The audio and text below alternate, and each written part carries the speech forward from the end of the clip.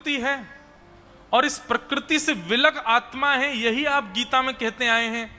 लेकिन आत्मा शरीर में होती है, वह शरीर भी प्रकृति से बना है, इसलिए प्रकृति में आत्मा रहती है। इसलिए हम लोगों को ऐसा बोध होने लग जाता है कि हम प्रकृति में ही हैं।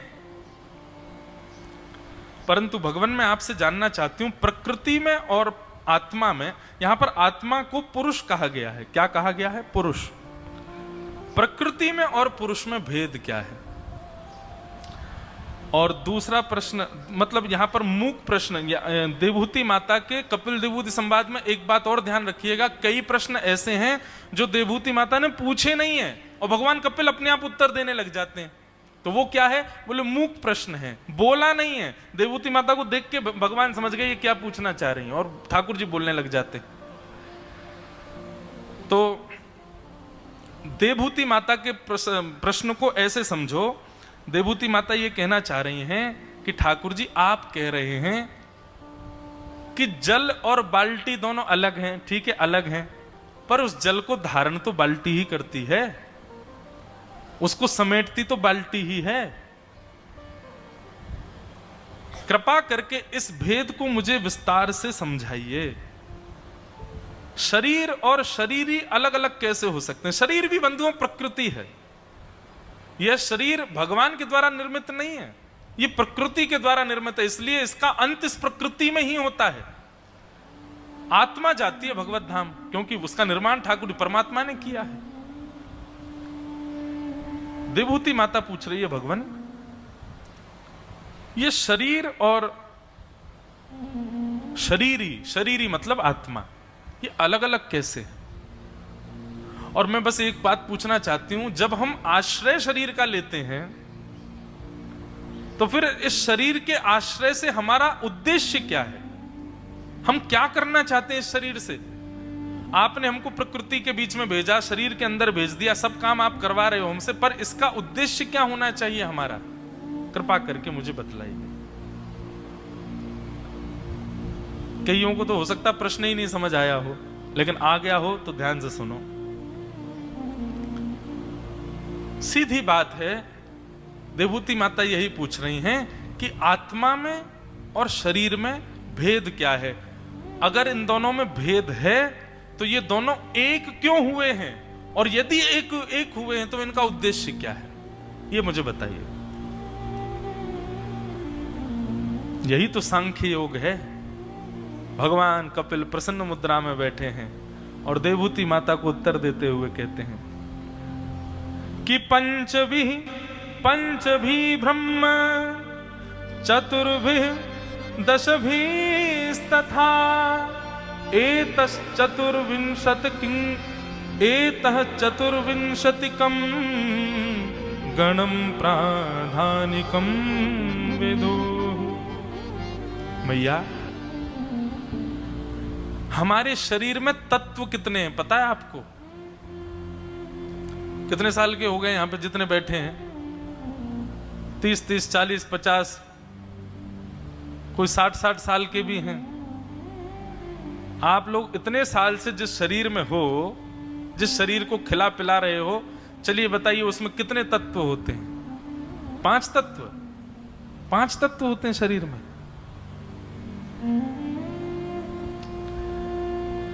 शरीर में तत्व होते हैं 24 और 25वां तत्व श्री ठाकुर जी, जिसको हम आत्मा कहते हैं। हमारे शरीर में 24 तत्व होते हैं। आइए 60 साल की उम्र में आके अब आपको हम बताते हैं शरीर में क्या क्या है। भगवान कहते हैं पंचभी ब्रह्म चतुर्भिः दशभिस्तथा। कितना सुंदर ठाकुर जी कितने आनंद से और बिल्कुल इतने गूढ़ प्रसंग को इतनी आसानी से समझा रहे हैं कपिल देवहूति संवाद में। भगवान कह रहे हैं भैया पहले तो ये समझो कि शरीर है क्या, प्रकृति है क्या। जब शरीर समझ जाओगे, आत्मा समझ जाओगे, तो दोनों का उद्देश्य मैं आपको बताऊंगा। शरीर क्या है? बोले सबसे पहला पंच महाभूत। पंच महाभूत क्या है? पृथ्वी, जल, अग्नि, वायु, आकाश।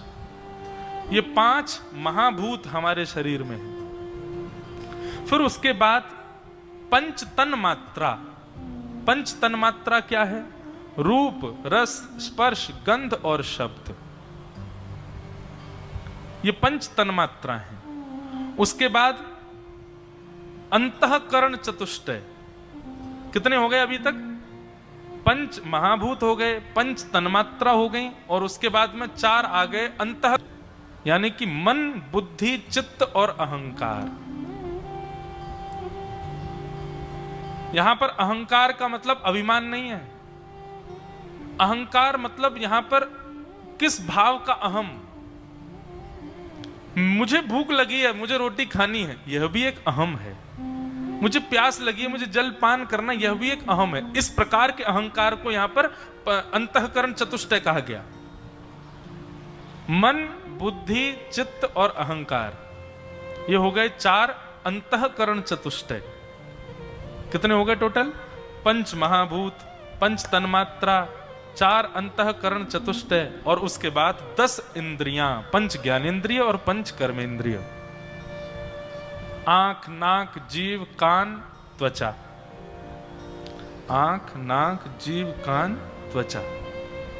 और 5 कर्मेंद्रिय, हाथ, पैर, मुख और 2 गुप्त इंद्रिय। कितने हो गए टोटल? 24। पंच महाभूत, पंच तन्मात्रा, 4 अंतःकरण चतुष्टय और 10 इंद्रियां। इन 24 के समूह को ही सांख्य कहते हैं, और इन तत्वों के समूह को सांख्य कहते हैं, और इन्हीं के समूह को ही शरीर कहते हैं मैया। परंतु इस शरीर का उद्देश्य क्या है? आपने जो प्रश्न किया, इन 24 तत्वों को विलग विलग जान करके प्रत्येक तत्व से 25वें तत्व की प्राप्ति करना, यह शरीर का धर्म है। और वो 25वां तत्व कौन है? वो मैं हूं।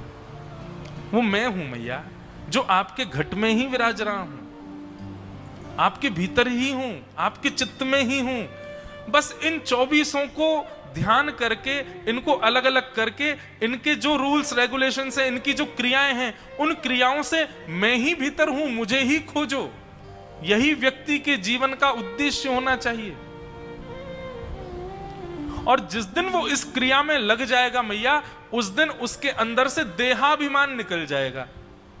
वो फिर देह अभिमान में नहीं रहेगा, क्योंकि उसको पता है कि मैं देह अभिमान करूं क्यों?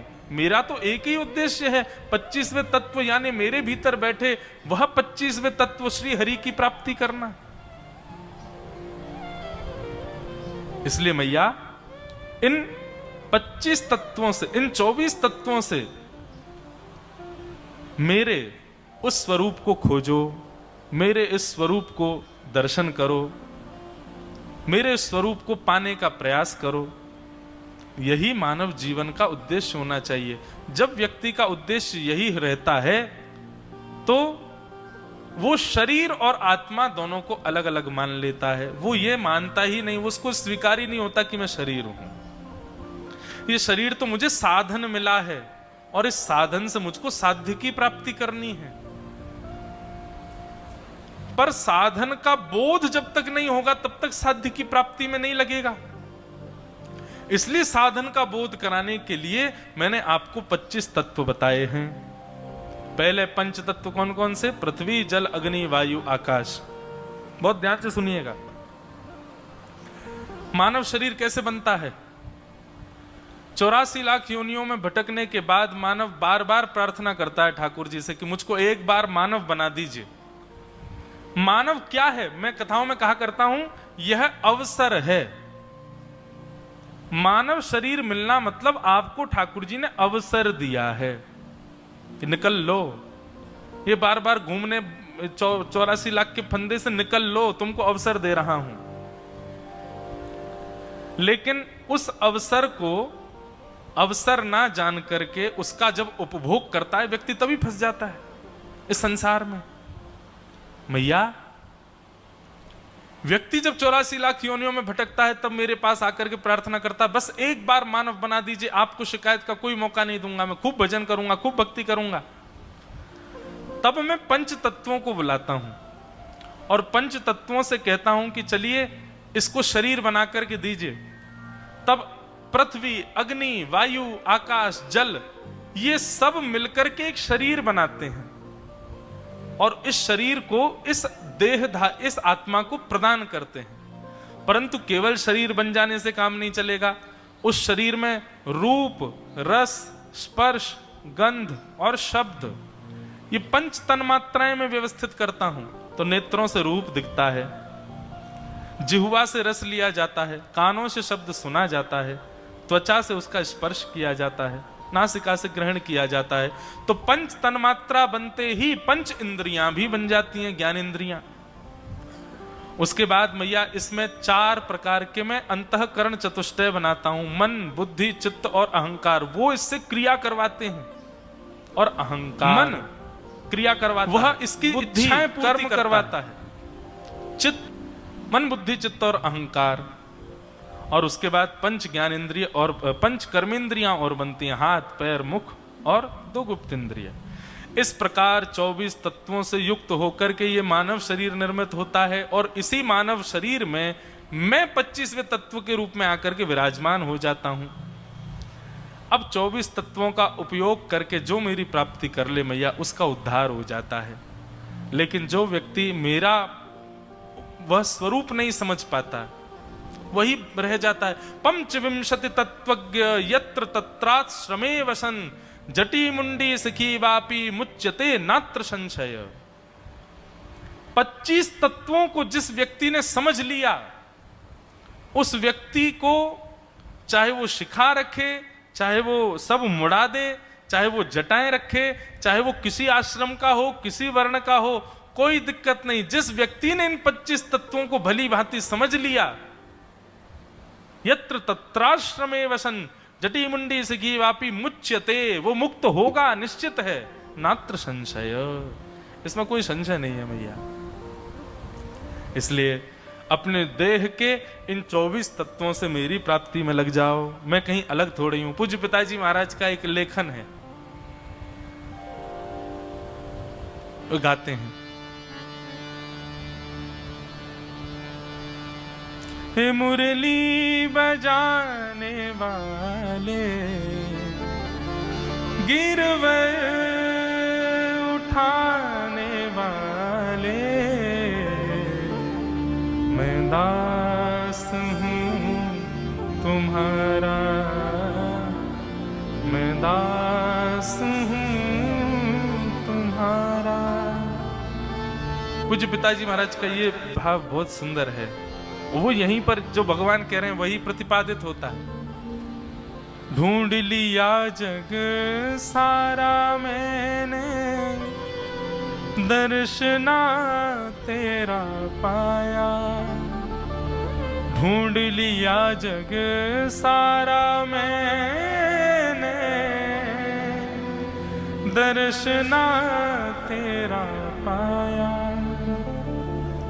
जब मन को एकाग्र किया तो तू दिल बीच समाया।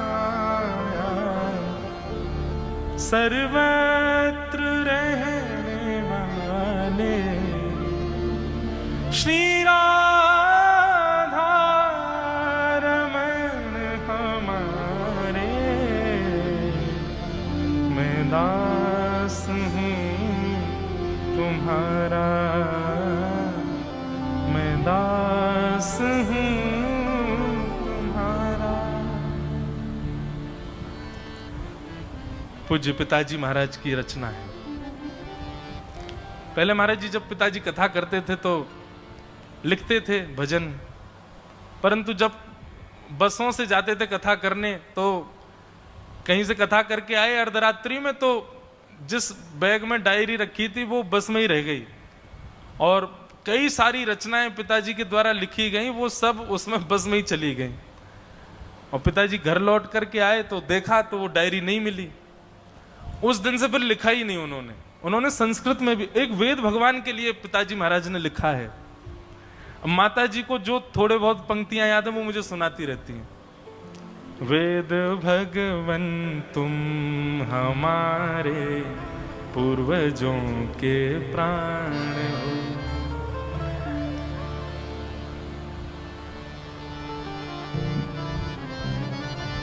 दृश्य में तो शब्द हो पर मूल में भगवान हो। वेद भगवन तुम हमारे पूर्वजों के प्राण हो। संस्कृत में कई सारी उन्होंने भजन लिखे संस्कृत में। अब माता जी को जो याद, माता जी भी बोलती, बोले अब उस समय की बात है, हम भी स्पष्ट उनके सामने नहीं जाती थी। बोले जब कथा से आते थे तो छत पर बैठ के लिखते थे और फिर गाते थे, हम नीचे बैठे बैठे सुनती थी। तो उसी से ही जितना उनको याद हो गया वो उन्होंने मुझको सुनाया। अब पिताजी को हम पूछते हैं, पिताजी आप ये सब आपके लिखे हैं? तो पिताजी फिर बोलते अब तो मैं भूल गया। अब मैं खुद अपने लिखता हूँ कुछ, मैं खुद भूल जाता हूँ। अब राधा रमण माच गाना था तो मैंने इतने दिन रचना करता, कई बार भूल जाता है, पर बड़े सुंदर भाव। अब उस समय की पिक्चरों की धुनों पर थोड़े भजन बनाए हैं, पर उनके भाव कितने सुंदर हैं। सबरी अहिल्या गणिका तारी, मुझको क्यों बिसराया। सबरी अहिल्या गणिका तारी, मुझको क्यों बिसराया। कृष्ण चंद्र सुन बिनती हमारी, मैं द्वार तुम्हारे आया। हृदय में रहने वाले श्री बांके बिहारी हमारे, मैं दास हूँ तुम्हारा, मैं दास हूँ तुम्हारा। तो बस वही बात यहाँ पर थोड़ा सा ज्ञान रूप में भगवान समझा रहे हैं देवहूति माता को।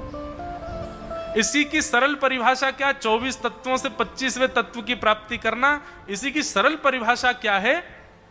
अपनी मनोवृत्ति, अपनी चित्तवृत्ति, अपने कर्म, अपने साधन, अपनी सुबह से रात्रि तक की क्रिया, रात्रि से सुबह तक का शयन, हर स्थिति में मैं ठाकुर जी को कैसे पाऊं, इस भाव में लगे रहो। बस यही उद्देश्य है हमारा। भैया इसी के लिए ये 24 तत्वों से युक्त शरीर प्राप्त हुआ है। इससे मेरी प्राप्ति करो। इस प्रकार भगवान ने बड़े सहज भाव से यहां पर ये बात बताई। तत्रापि देवहूति मैया फिर अगला प्रश्न करती हैं। अगला प्रश्न क्या है कि पुरुषम प्रकृति ब्रह्मन न विमुंचति करहचित अन्योन्यापाश्रयत्वश्च नित्यवादन्यो प्रभो। हे भगवान, आपने भले ही 24 तत्व और 25वां तत्व अलग अलग बताया, परंतु हैं तो ये एक दूसरे के आश्रित ही, ये एक दूसरे के आश्रय में ही रहते हैं।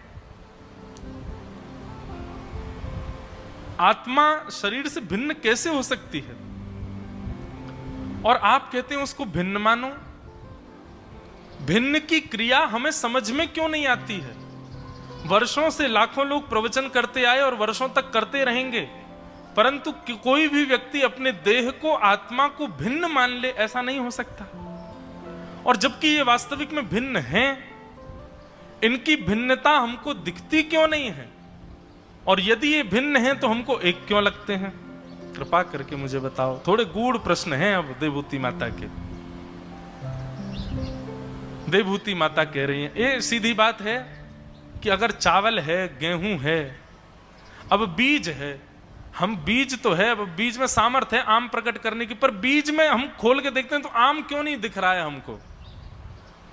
बीज से आम उत्पन्न हो सकता है, बीज से रस उत्पन्न हो सकता है, बीज से संपूर्ण वृक्ष उत्पन्न हो सकता है, पर बीज इतना हल्का क्यों है? बीज इतना कोमल क्यों है? बीज में वो तत्व क्यों नहीं है? इस प्रकार का थोड़ा अटपटा प्रश्न है देवहूति माता का। पर भगवान प्रसन्न होकर के यहां पर इसका उत्तर बड़े आनंद से देते हैं। भगवान कह रहे हैं कि मद्भक्ता प्रतिबुद्धार्थे मत्प्रसादेन भूयसा निःश्रेयसं स्वसंस्थानं केवलाख्यम मदाश्रयम। भगवान कह रहे हैं मैया, नायम आत्मा प्रवचनेन लभ्य। सूत्र कहते हैं कि आत्मा प्रवचन से समझने का विषय नहीं है और ना ही उसको कोई प्रवचन से समझ सकता है। आत्मा को जानना प्रवचन का विषय नहीं है मैया। तो जेहि जान ही देहु देहु जनाई, जेहि जानत तुम्हें आ जानत तुम्हें तुम्हें जानत तुम्हें। भगवान कह रहे हैं मद भक्त, मेरे जो भक्त हैं जिन्होंने अनंत जन्मों तक मेरी खूब भक्ति करी है, मेरा खूब श्रवण किया है, मेरी खूब सेवा करी है, जो मुझे प्रिय लगने लग गए हैं मैया, उन पर जब मैं कृपा भर के देख लेता हूं ना, तब उनको आत्मबोध होता है। प्रवचन से केवल समझा जा सकता है, माना जा सकता है कि चित्त और शरीर अलग है, आत्मा और शरीर अलग है, पर इसको भली भांति समझने के लिए तो मेरा प्रिय बनना पड़ेगा। उसके लिए तो आपको 24 तत्वों से मेरी प्राप्ति करनी पड़ेगी। और जब मुझे प्रिय लगने लगोगे तब मैं कृपा भर के देख लूंगा, और कृपा भर के जैसी मेरी दृष्टि पड़ेगी तो मेरे दृष्टि पड़ते ही उसको बोध हो जाएगा, उसको पता चल जाएगा कि वास्तविकता क्या है। रावण महाज्ञानी है, परम ज्ञानी है, संस्कृत के सूत्र बोलता है, संस्कृत के ही भाषा में चर्चा करता है, सब कुछ है उसके पास, पर अभी तक हरि प्रिय नहीं बना है। इसलिए अपने ज्ञान से कभी इस तत्व को जान ही नहीं पाया कि शरीर का धर्म क्या है।